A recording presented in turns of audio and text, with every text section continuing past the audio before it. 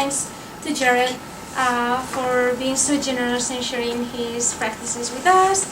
And so this is for the Professional Literacies project of the writing program. And so we'd like to introduce you Jared Alcorn. He's the owner of Wedding Records. He's been working there for 13 and a half years. And if you want to find anything, any records, CDs, any concert tickets, you can go there and they're gonna do that for you because they are so nice and good about that. They're making music accessible to the whole Bloomington Normal community. And so thank you for doing that, and also thank you for sharing all that you do with us today. Yeah. And welcome. Great, thanks. I'll go up here, I guess, so no one has to turn around.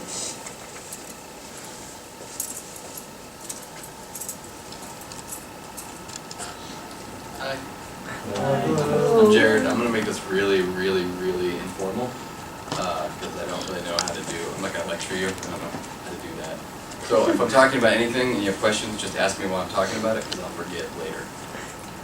So yeah, I'm Jared. I own Waiting Room Records, a couple blocks away. I've been doing that for 13 and a half years. And this is all based on writing, right? So you want to know how I use writing in my business.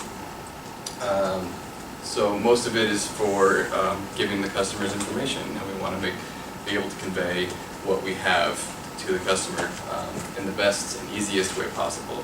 We use, if you go into the store, every single group in our store has a bin card, and it'll have a description of that band. So I want it to be kind of like a library. So when you come in, if you don't know some of these artists, you can sit there and you can read and like, oh, maybe that's something that I'm interested in. We have weekly email blasts. You can sign up for that, and that gives you information on all the releases we have. Kind of every single release we get that week is going to have a description for it, or there'll be restocks, like new things that come in. Let's say you're looking for a Kendrick Lamar album, and we didn't have it. If you see it on the restocks, then you're now informed that we got more. We do Twitter, Instagram, Facebook. We have our website with the email, like I was saying. Those are some of the quickest ways we've found to get information out to the customer besides you just walking in and being able to say it. How great was that? Is that a pretty good start? Yeah. Good. Any questions so far? Didn't think so. Oh, yeah. When you post on Instagram or Facebook, do you just put images of all the albums you have, or do you just... Sometimes we'll do, so like if starting, what is today, Wednesday? Tomorrow we'll start promoting for stuff that comes out on Friday. So we're starting to get our shipments in today. So if it's like if it's a new album, if we're carrying it on CD, LP, and cassette, maybe we'll hold all of those out, post it, and then we'll put some information just about that release. But sometimes it might be label curated. So if we get a Third Man Records shipment, which is Jack White's label, it's a big barrage of different types of music. We'll lay all of it out, take a picture, and hey, Third Man, and then we'll explain some of the bands or artists or whatever. So it kind of depends on what we're trying to promote. Yeah, great. Anybody else? Yeah. How did Waiting Room Records begin? Why did you start it? I don't know how to do anything else. So I worked at another record store. I got the job when I was 17. There was this place called Deadpan Alley Music here in town, and there was one other employee, and then the owner, and the other employee ended up leaving, and then I became the sole employee, and just kind of did that for 8 years, slowly learning how to manage, well, I guess I'm myself, because it was just me, but doing ordering and invoicing, and which I now do in my own job. And so the time came when that store was going to close. I moved to Chicago and worked for a music distribution company, but the opportunity for me to come back here and start my own store came up, and so I moved back. I bought the fixtures and the remaining stock from Deadpan Alley Music, and then went to the bank, asked for a loan. They laughed at me. And then I went to another bank, asked for a loan, and they gave me a very small fraction of what I asked for, but I made it work. And then that's how it got started. That was 2004. I was 24 years old. Yeah. Yeah. This isn't really important, but where at in Chicago? I worked at a place called CTD LTD. Well, first I got a job at the Virgin Megastore that was downtown. That was the worst job I've ever had in my life. If you want to take all of the enjoyment and fun out of music, that's where they do it. Nothing was music, it was SKUs, and PO numbers, and you couldn't say the band name. At least where I was in processing, you're just like scanning discs all day. And then CTD was short for Carrot Top Distribution. That was off, it was like the old warehouse was off Sangamon, like 2 blocks from the Tribune. So it was just a dirty warehouse that I worked at, shipping records out to small record stores like myself. What's it like being an entrepreneur? Because I want to open up my own store one day, and I just wanted to know. And then you've been open for so long, and with the music industry changing and people getting music online, how does that like change for you? Okay, I'll try to answer both of those. If you want to own your own business, that's awesome. You have to work super hard. The first couple of years I had the shop, I was putting in about 75 hours a week. And then when I met my wife, I was putting in about 60. And then 8 months ago, I had a baby girl, and now I'm putting in 40, but then I do 10 more at home. So you're going to be putting in lots of hours, but if you love what you're doing, it just flies right by. And then the second question was, I'm sorry, what was it? You've been open up for so long, and with the music industry changing, how has that like affected your business? Oh, it completely changes it. I mean, first of all, just you guys being here every semester, there's a new wave of kids coming in and out. So what I carry and what I curate to will always change. Last year we did really, really well with punk rock. This year that's changed. So maybe that with the senior class was really into punk rock that year, and then they have all moved out, and so now I kind of have to like feel what you guys are interested in and try to carry that kind of stuff.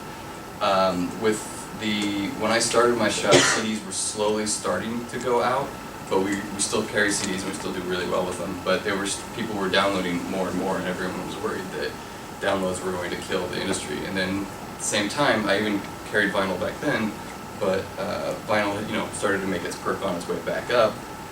So I mean, people love music. That's not going to change. And I really believe that people like to physically hold, an album or a CD, because it means more to you if you're actually touching it. So I always bank on that. That's what I will stand by.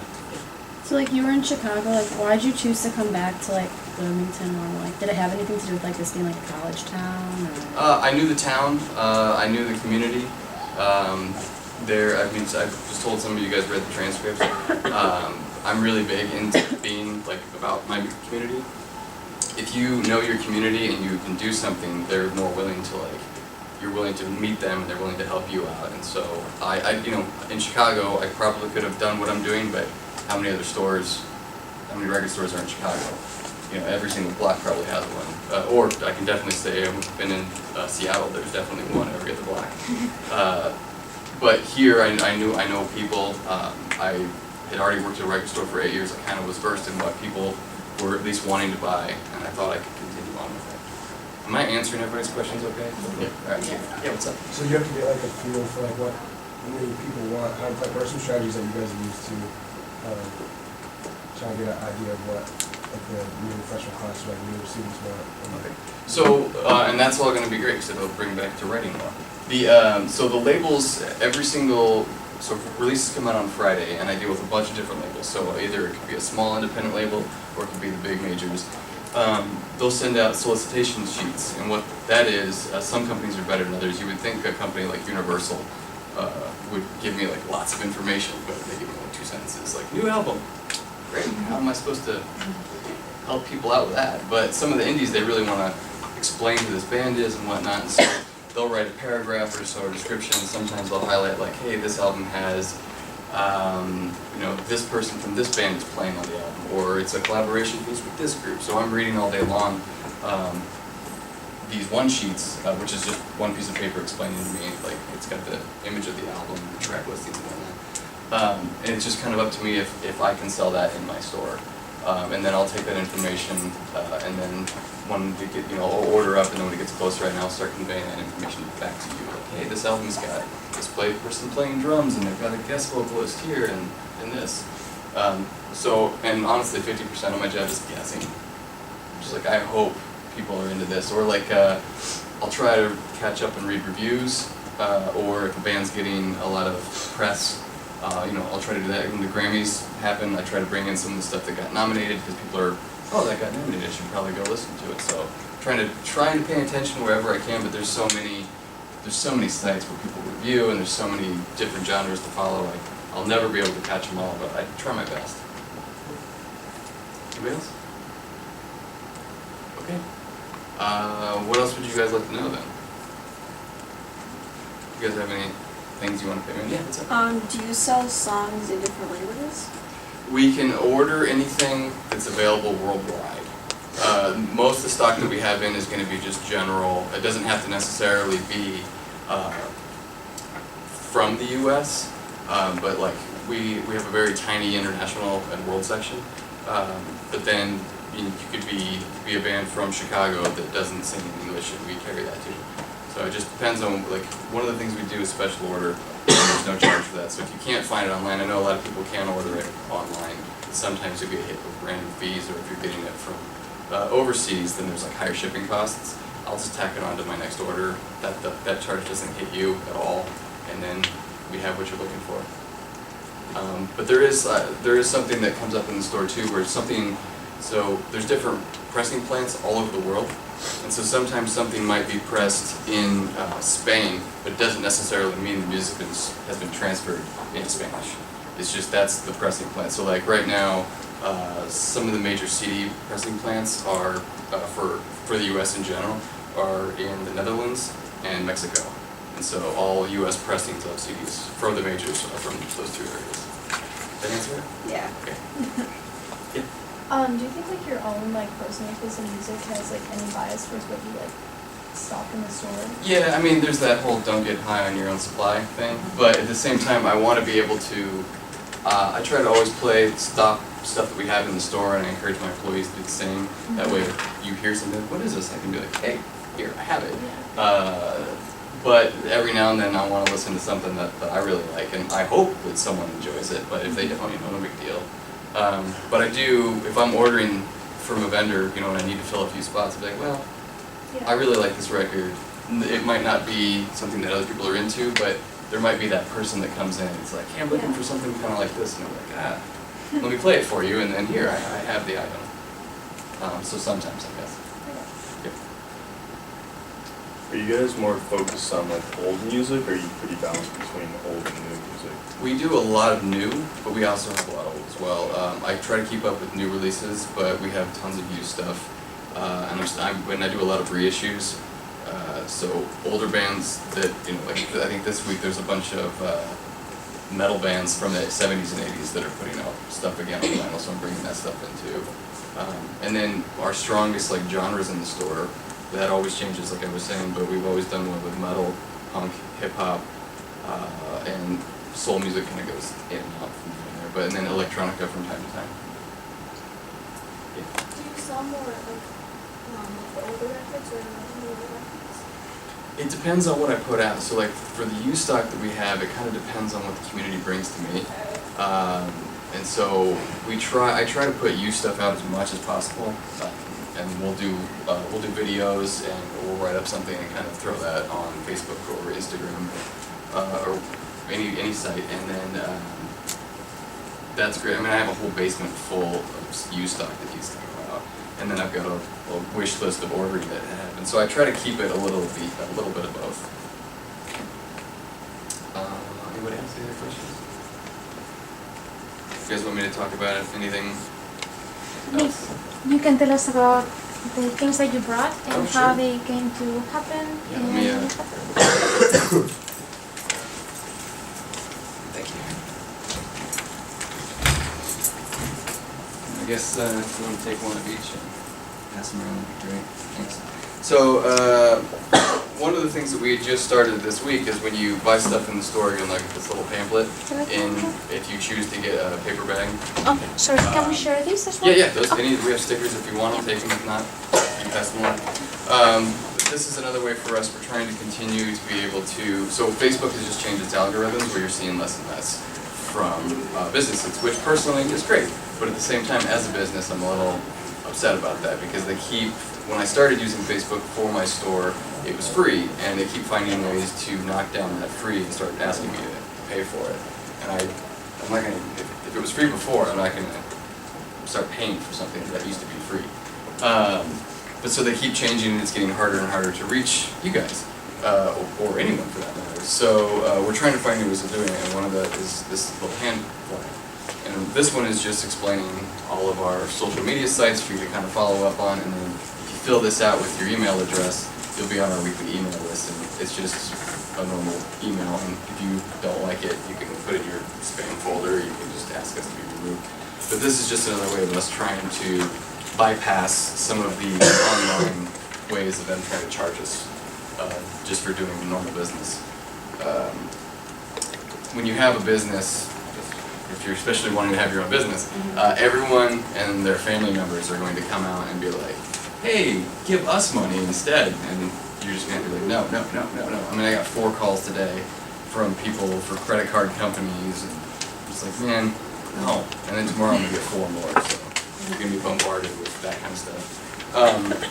And then this time of year, every year in April, there's a thing called Record Store Day. Do any of you guys know what Record Store Day is? Some do, some don't. Basically, I'll make it quick. Record Store Day is a day that the industry, a bunch of indie stores got together and decided, okay, look, Target keeps getting exclusives, Walmart has exclusives, or these big chain stores keep getting their own like label or like color variants and things like that, or LPs, or they'll get like a bonus disc if it's a CD. Why are the indie stores keep getting pushed out? Even though we make up, we're a small amount, but we still make up at least 15% of the overall sales of music. So they got together and said, like, why don't we put out special releases that day that are only available at independent record store? You have to get up, you have to go to a shop and then see if they have these things. You can't go online to buy it.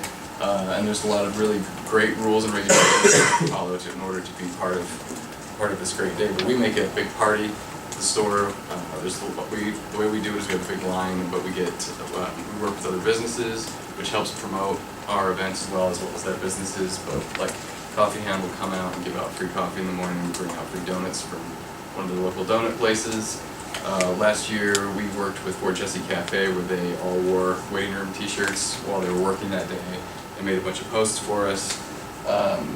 And we just every year keep trying to reach out with more local businesses because it's great for all of us to be working together, and it shows community, and you're constantly reminding people of how great like their surroundings are. So anyway, and then we keep. I think we have free beer that usually brings a lot of people out, and then we have a lot of the records that day on our sales, and we just try to make it like a fun day. Hopefully everybody has a good time with it. But so that's usually the third Saturday in April, so we start promoting now. As soon as January hits every year, I start prepping, I start hunting down more used stock, stockpiling, getting it ready, because on Record Store Day I want to put out hundreds of used records that are new for that day. We'll have a bunch of the releases, so we're trying to throw it in people's ears right now. So that's what it is, mark your calendars if you want to come out and listen to music and get free donuts and stuff. Yeah, and then there's some stickers if you want them. Cool. If not, just put them back there, I guess. Any other questions so far? Yeah. I'm curious about the logo. How did you come up with it? Alright, so that is, I'm really bad at design. So the original design we had for our logo was like a record and kind of that like ransom letter, like cut out letters. I was going to say like waiting room, and I told that to our first designer. And he's told me to never design anything. And I was like, fair. And so he had come up with the first image, which was kind of a business guy sitting down holding a turntable, and he had a big phonograph for the head. And we used that for a long time. About 10 years ago, we got, there was another business that moved in with us for a short period of time to start used clothing. And part of the deal of them moving in is they had a cat, and her name was Cupid. And she was a black and white striped cat. But, I mean, no offense if anyone thinks Cupid is a good name for a cat. I don't think that's a very good name. So I changed her name to Truck. So that's Truck. And she became the store mascot, and anytime you come in the store, you would see, she looked like a skunk. She would just be asleep on the floor. She was very lovable, very huge, and she would always just kind of, like you could pick her up while you were shopping and she'd fall asleep at times. And so she became kind of, I mean, we had just as many people coming in to visit her as we did buying stuff, so she became the store mascot, and now she's on everything. we work with the local pressing company called Haphazard Press, and every year we do some sort of new item that has her on it. So like there was one year for Record Store Day, we had these 7-inch covers made up, and they were different time periods in history. So there was this one, and it was the original guy I was telling you about with the phonograph head. He was riding truck and like kind of into the desert. And then there was one from BC, and she had big saber-toothed tiger teeth, and there was one in the future where her face looked like Darth Vader, and he was a spaceman. And then we do every year we'll do like a limited run t-shirt, so, and we'll always try to hype it with the genre. We've done 2 so far. So the first one was it was metal, for metal base, so it was her face, she had a third eye and goat horns, and then like this pentagram behind it, and it said Waiting Room Records, and they're like limited shirts, so if you had to order it to get it, and that went over well. And then this year there's this punk band called Black Flag, and it's 4 bars, and so usually it's just like black bars, but this one we put Truck's face in it, and so you just kind of see her silly little face, and it's a little Waiting Room. So we're always just trying to use, I mean, she was so lovable, we have to keep using her. We have a new cat right now, her name's Murph, but you gotta say with a little bit of stink on it, so like, Murph! And then she's new and she's great, but she hasn't put in the time yet to get put on the shirt. A couple more years, I guess, we'll see. Any other questions? Do you guys want me to hit me towards something else? Maybe you can talk about, you were saying that every year what you're selling changes depending on trends that you see among college students. Yeah. How do you figure that out? How do you know what's going on every year and what to order? A little bit's based on the information that I'm getting from the labels. There's also, I try to run the Cheers-like environment in my store where if you come in once a month, I'll probably remember your face, but if you come in once a week, I'm going to start learning your name, learning your musical tastes, and we can have discussions about these things, and then you might start talking to me about, hey, do you guys carry this, or do you have this, or I'm into this, so I'm trying to listen to what that you want. I want you to not have to order stuff. I want you to come in and be like, cool, that's exactly what I'm looking for. And that's not going to always happen. There's too many records that come out. There was an article that was written in 2010 talking about in the year 2000 there was an average of 10,000 releases that came out every year just in the US. Because of home recording and how easy it is to press your own stuff, in 2010, and that was at that point, there was 100,000 releases coming out every year. So I'm sure that's doubled on top of that. So there's no way I could even begin to keep up with every single release that's coming out. So I'm listening all day long, or reading and trying to do research to find out like what either people are looking for or what I can have. And it's not just based on college students, because there are 3 months where you guys aren't here, and that's when some of the local folks, I don't know why they're scared. There was the college kids are gone, I can come out again, and then they come out. Then all of a sudden they hatch a whiff, you guys are coming back, and they hide. But I'll see them next summer. But yeah, it's listening and reading. That's what I do. If I'm not stuck, which I did write, most of my job is email journal, where I sit down and I just read emails all day long. It's riveting. How many hours do you think you do that every day, if you had to guess? Reading and writing emails, using that to keep track of what's going on. So let's see, at least 3 hours in the morning, and then maybe 2 hours at night. So about 5 hours a day where I'm just answering emails. So that's probably like your most significant literate activity. Like the thing you spend the most writing time on is actually doing emails. And then it sounds like the rest of it might be like reading reviews and doing stuff to kind of keep track sort of out there in the world of what's going on. Yeah. How much time do you think you use going over like sales figures and stuff like that to figure out making orders, which is also a literate activity? Like that can change too. I mean, I will research it. So my database, what I've got set up, I can check a history of any particular album, and it'll show the date it's sold and how many, and which is great. But times change. So last year we had, and it's also could be our demographics where we're at. Last year there was bands that put out albums that normally were consistent sellers, and I don't know, so I ordered heavy on them, and those albums didn't sell as well as I thought. Now it could be these bands are just putting out crummy records, which Yeah. could happen. It could be that times have changed, which, you know, musical genres could be big for a certain period and then it changes, all of a sudden now everyone's kind of into this thing. It could be that people just have moved on, or I was talking about there's different variants that you can get for color vinyl. Maybe people are buying direct from the label, direct from the band, they're going to, I mean, even Crate and Barrel sells LPs now, which is Really? a little ridiculous. Whole Foods sells records, come on, like, you guys already have food, you don't need to sell records. But so there's so many different options for people to get out there. We have to explain, like, one, I have to figure out how to order that, and then explain why coming to us might be a better option. One thing that is cool is, which will help my ordering, a lot of labels are doing special limited indie presses now. So it'll be, it could be any number of things, but I try to always order those because, one, they're making them for my store specifically, so I will order them. It could be stuff I don't normally carry, but I'm like, hey, it's limited to 300 worldwide, it's this color, and you can only get it at a mom and pop shop. So we do a lot. It's really great that some of the labels, mostly the independent labels, are all about that.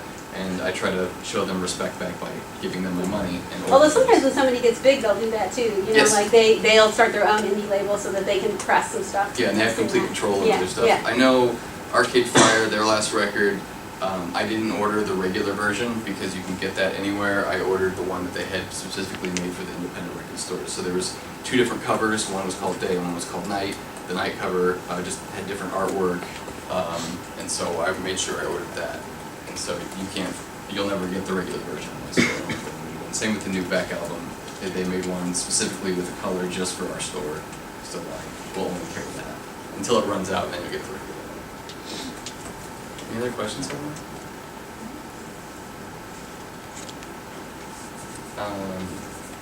Yeah, I know, like, yeah, what's up? I was just gonna ask, what is the most interesting record piece that you've come across in your 13 years plus? Yeah, I mean, there's a lot of things that sometimes there's just simple, interesting. I don't think there's one in particular, but there's one that we just sold yesterday that is one of my personal favorites. It's this band called Orchid that did a split with a band called Jerome's Dream, and the record itself is skull-shaped. And it's got black ink for all for everything on the skull, and you can play it. It's super rad. Sometimes when you get different lines cut out for records, that would be great. I know there was one that I saw years ago where the record was a picture disc, and it was a circle, but it had a triangle through it. So that was really cool. I mean, they do a lot of really neat stuff. There's a Jack White had put out a record once where it was a clear record, but it had blue liquid in it. And so as you move the record, you can see it's kind of sloshing around on the inside. The Liars put out a record that was clear that had yarn. I mean, all this stuff is super rad to me. But, even colored vinyl sometimes is pretty rad. I have a love personally for orange and blue. I like the way those look. That answer. Do you find yourself doing more formal writing or informal things like this? I'm way informal. I write like I talk, so what I just said, I write that out. I write like I'm really bad at it. But sometimes there are situations. So when if you buy from us on Discogs, we have it set up to where you're gonna get invoiced right away, and we will give you a very formal, you'll get the bill, but then we'll give you a follow-up that's very formal. It's like, hey, thanks for purchasing through us, but then we give you all your layout, hey, do you like this, would you like this, and it's very, very formal. But if you have a question, we're going to respond back personally. And I'm glad you said that, because I wanted to talk to you guys about that. So if you do anything with us online, we try our best to be formal, because we want to come off as being professional. I know I don't look professional, but I will try my best to be a professional online. And so every now and then you're going to get somebody that's kind of upset or kind of grumpy, and there's ways to deal with it. You can fight them back with being grumpy, or you can try your best to save the situation. And I always want to save the situation. One of the sites, and I'll show you in a minute, we've been selling on Discogs for about 8 years now. We are still at 100% sale rate, which is great, and we've had it drop a few times. We've had a few negatives. I've always been able to talk my way out of it, because I believe that we hit them with all the formalities, and then when that is out, that's when I bring in the personal touch. that came up last week where somebody, it was our mistake, and I do believe we should always own our own mistakes. We sold something that was listed incorrectly. He was super mad about it, gave us a negative. We kept giving him formal like questions, and finally I was like, you know what? This is a human being. We need to talk to him like a human being. We jumped in, wrote very informal, like, hey, we're really bummed that we messed up. We're really sorry. We'd like to fix this. How can we do it? He changed it because we were so nice, and we took that personal touch to it, and we changed it back to it. We're 100%. So that's where being able to jump between both of those has been very great. Like, if you're a corporation, you're going to just keep giving out the same, well, that's our policy. My policy will change depending on the situation. So I might not be normally doing this, but if we mess up, my policy changes. I messed up, I'm going to help you. So hopefully that answered it. Anything else? What about your social media? You mentioned that you use Facebook and Instagram and Twitter. How do you determine what gets posted where? So we try to, it depends on the release. And so not saying that one age demographic will use one over the other, but I will say that I'm getting close to 40. I'm going to probably look at Facebook more than I'm going to look at Instagram. Not for any other reason than I'm on it at work.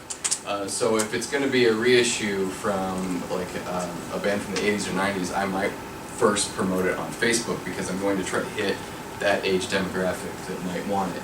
If it's something that's new that everyone's talking about, I'm probably going to hit Instagram first because I'm guessing you guys probably use Instagram more than use Facebook. Am I wrong on that? Because you can change my mind right now. Use Twitter. So everything for both of my sites goes straight to Twitter. So it doesn't matter what I post, everything we do online goes straight to Twitter. So nailed that one. Did you have to figure that out, or do you use it, like, how do you get it to feed where you want it to go? The guy that set up our website is a wizard, and he did some spells or whatever, and I don't know what he did. Yeah, well, and that's actually true on a lot of sites that you can make. Like, you can have a thing where if you're trying to promote something you're doing, it's already pre-set up. So if you post it, it'll go to your whatever social media sites you want it to go to. So that's kind of a literate activity being more than just one person. Sometimes you need somebody else to help you figure out how to make the thing you want to do go. I didn't know that you could do that, and when he said that he had been doing, like he set it up, and then I was still posting at that point on Twitter, and he called me and was like, why are you doing that? You're posting twice. Yeah, and he was like, I already did this. I was like, you can do that? Cool, the future. And so I was really excited about it. Yeah, I'm not too tech savvy. I crushed my phone in my car door a couple weeks ago. I just got it fixed, and I'm on top of the game. Anything else so far?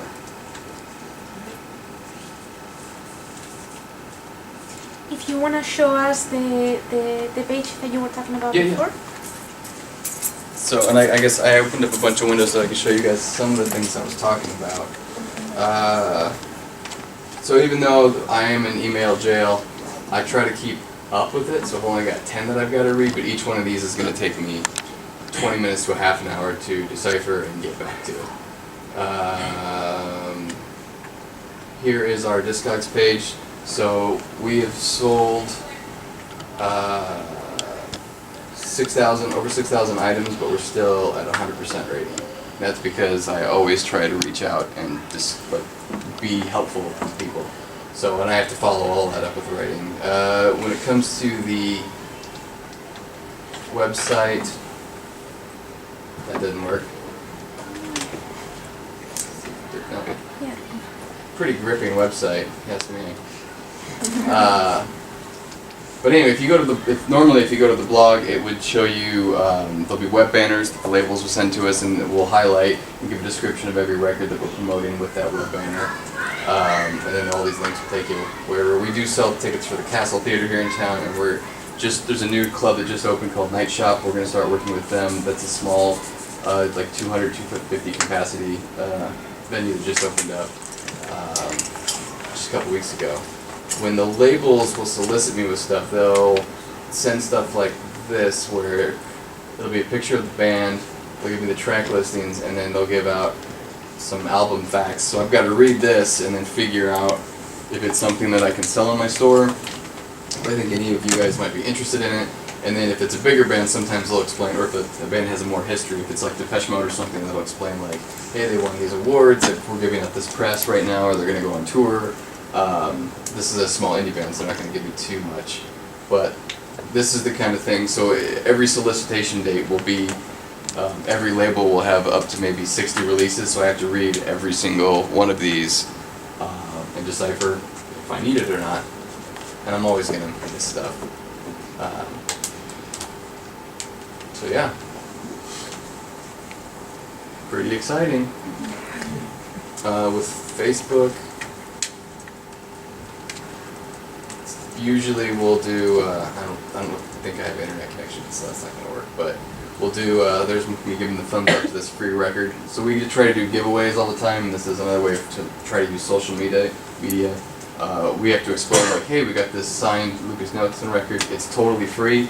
You just have to come in and put your name in a drawing, and we'll call your name and you will win. The winner just got pulled yesterday. So we try to work with labels as much as we can to make you realize that going to a small independent store is going to be way cooler than shopping online. Sometimes it'll be just an image, but a lot of times we try to put some text with it so you can at least read. I mean, anyone can take pictures of things, but we want to explain like why this James Hunter 6, it's like the limited gold vinyl, we want to explain why it's gold, or why this I'm With Her album, why we got the limited blue one, because that's also the limited pressing, so we're always trying to explain why, like, hey, ours is different. Got some cool, look at that, I wrote a review. Like I talk, right there. Yeah. And then sometimes we'll do, if we don't want to say anything, we'll link you to something. Like the Men have a new album coming out this Friday, so we found a good review for it. We'll throw it up so you guys can, we're not going to tell you what to listen to, but we want to, if there's something that maybe you have heard or you haven't heard, maybe this review might make you more interested in. Sometimes there'll be bands will put their stuff up early so you can listen to it. So we like to highlight that, let the labels know that we're doing it. So this is on Sacred Bones Records. So they see that we're, pushing their wares, and they're more willing to hang out and talk with us and help us out if we need things. So yeah, any questions about this? How often do you do the raffle? I'm sorry? How often do you do the raffle? It depends on what we have. I know we just had that one. We just got a bunch of autographed posters from this label, Nuclear Blast and Metal Blade. So those are like metal labels, and so we're going to probably start putting those out. I know right before Record Store Day we're going to be but giving away a free stereo system just to kind of hype the day.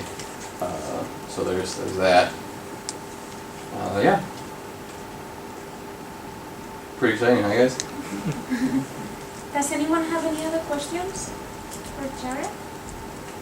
I guess I have one more. Yeah. How do you think like community events or happenings change the way that the record you sell, like Firehouse doesn't do shows anymore, and they used to always do punk shows. Yeah. And do you think that might have had an impact on the punk music that was being sold, or? I think so, especially with it being such close proximity. It's one of the things that we want to do is work more with the bands. So like we have a great working relationship with the Castle. But sometimes the bands, they might think that, okay, they just played Chicago or something like a bigger city and they're going to play Bloomington, they might expect it's going to be like a night off. But I hear quite a bit from the bands after they play the Castle, like, dang, like that was a great show, like the crowd was really into it, we didn't think a small town would have such a great show, but it did. So the Castle's great anyway, but so they're getting known for having great shows. And so now that that's possible, bands are more willing to want to do in-store events with us. We want to have bands come do in-store signings, or we've had some bands do in-store, play a few songs before the show, which is always great. I want to do that, but I also want to set up more things that you wouldn't expect with some of those artists. So like I want to do, like, let's take a metal band per se, and I want you to like petting kittens with this metal band. Like that's just not something, or eating cotton candy with this metal band. But then like do something crazy with with a folk artist. You could do something just the opposite of that. So we want to make it more interesting so the customer has more fun coming in. But then we've also done simple things where I think Tune Yards just came in and did an in-store signing. Twista was in the store and just did an in-store signing. And those are fun, but sometimes I want to change it up so the artist has fun too, because they're on the road all day long. They're just sitting down. Okay, sign some stuff. On to the next thing. Go play the set. If they have a good time, then everybody seems to have a good time. But now, so part of the question, since the Firehouse isn't doing shows, bands were getting to town early and coming in and hanging out at the store beforehand, but now there's no venue that's super close to us, that doesn't happen as much. And then with load-in times for the castle, sometimes it's hard because the band doesn't show up till 4 or 5. They go on at 9. Show starts at 7. They have to do go out and get all their stuff set up, so it's really hard to kind of get them over. But we're also going to try to reach out with Night Shop to do the same thing. Anything else? Well, thank you so much, Jared, for being here. It was really a pleasure to listen to you and to see all the work that you do. And thank you for bringing us our stickers and the flyers. Thanks for having me, guys. Thanks for listening.